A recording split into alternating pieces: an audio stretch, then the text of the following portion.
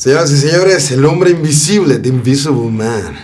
What a creepy movie, what an intense movie, right? Yes, I haven't seen it yet, but really, I know that everything that happens, so it is very frightening and very scary. Yes, because it's something that it's like sci-fi with horror, Yes. but also it's like a real person, real life, right? Yes. How was that sense on the set, having this bad guy that you can't watch it? Right, yes. I mean, you have to imagine the unimaginable, which is pretty challenging, but a lot of people have been asking me, has it been like a tense vibe on set, or has it been scary? And really it hasn't, or it wasn't. I mean, we created a bond and created a family to where we felt comfortable with each other. So we'd be doing these scenes where we're screaming and crying and we're scared, but we're also able to, when Lee called cut, to go back to laughing and being in reality and being grounded in reality, which I feel like is important. But I'm glad to be a part of a film which is sci-fi, horror, and like you said, very grounded in talking about real things.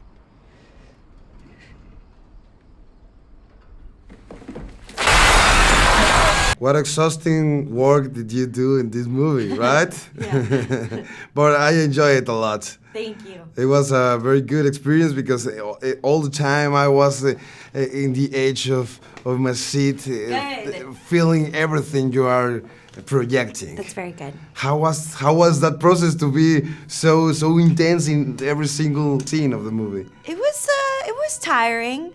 But it's what I signed up for, and it's what I knew that it was, and I enjoyed it very much as well. And, you know, Lee and I had a lot of fun just trying to kind of make everything make sense and make it scary and make it emotional, and we really just kind of went hand in hand through it together. Trian's a sociopath. He said that wherever I went, he would find me.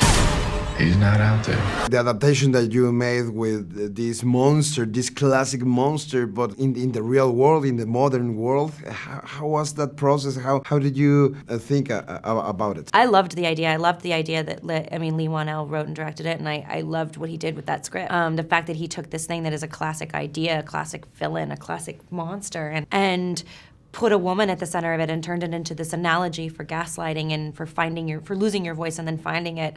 I just thought was really unique. Trina's dead. He's not dead. I just can't see him. He has figured out a way to be invisible.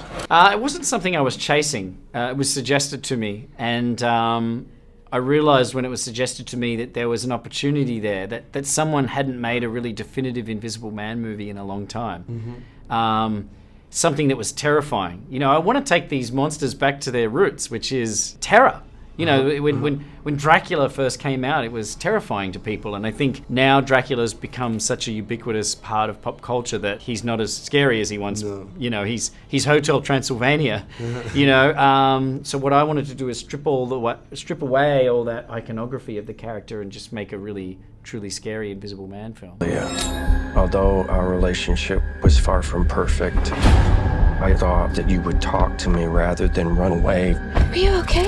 What can you tell me about this modern adaptation of the character? Well, I think that Lee's written a very interesting story, and the fact that we're revisiting The Invisible Man, which has been around for 80 odd years, and the fact that he's chosen to tell this story through the veil of domestic abuse and is kind of fascinating, you know. And I think that he's grounded something that very easily in the past has sort of turned a little bit sci-fi or a little bit supernaturally. He's grounded it in reality and made it. I think that makes it infinitely more terrifying because it's true. It's very, very possible, and we see relationships like this. We see women and men in relationships like this, or stuck in these cycles. And I think what the movie's saying about how women are not trusted, and you know they're sort of told that they're crazy when all they're doing is asking for help, is a very, very important thing. So I think that it's a great movie because it's actually talking about something important. Are you okay? Someone sitting in that chair. And you represent something nice, something beautiful into this dark world. How was that position for you? Yes, I feel like it's important because, again, the story is very real and it's very human. Not everything is going to be scary, and there are always, even if you're going through a dark time, there's always going to be something or someone who is that form of inspiration or light. So I'm glad that Sydney could be that, and I'm glad that I can embody Sydney. Please listen to me. You're saying the person trying to kill you is in the room right now. Don't you think that this could be part of a monster universe? I guess if people go see it and they like it, but so go see it. I feel like it's important and it's great, and The Invisible Man is something that has been loved for a very long time. So we were just reimagining that, and I think the first thing that we did was having a woman at the center of it, and talking about the things that she is going through, and she has been tortured and been physically, emotionally, and mentally abused, and she really has to count on herself to save her life. And I feel like that's important because I know a lot of women unfortunately go through those same situations, and I feel like it will be very relatable. Something that can prove what I'm experiencing. You need help. Adrian is dead.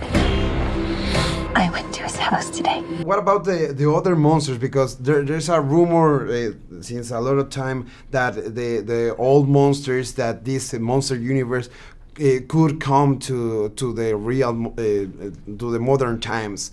Is that a project that you want to be part of, or it's just? I don't know about I don't know about any other movies. Universal and Blumhouse were really great about letting me make just a standalone movie, and that's all I wanted to do, is just tell a story with a beginning, a middle, and an end. I didn't want to think about sequels or a larger universe. I haven't given any thought to any of the other monsters. I just wanted to put all my effort into this, so I'm happy with how it turned out. That wherever I went, he would find me, walk right up to me, and I wouldn't be able to see him.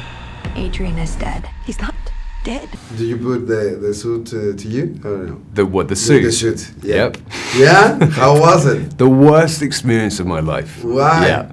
You have to wear this sort of green suit that's like a condom that you've just stretched all over your body. It's so tight and bright green, and you can't wear anything underneath it. So any part of you that's not thin will stick out. Yeah.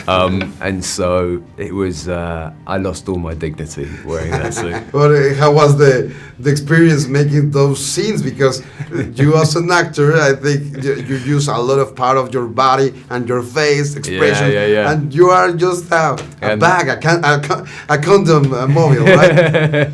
It was really interesting. You know, it was great to be able to go to set and know that you didn't have to go through hair and makeup. You just got to set, they zipped you up, and you just went straight on. It was great. It was a really, really like fascinating experience shooting it.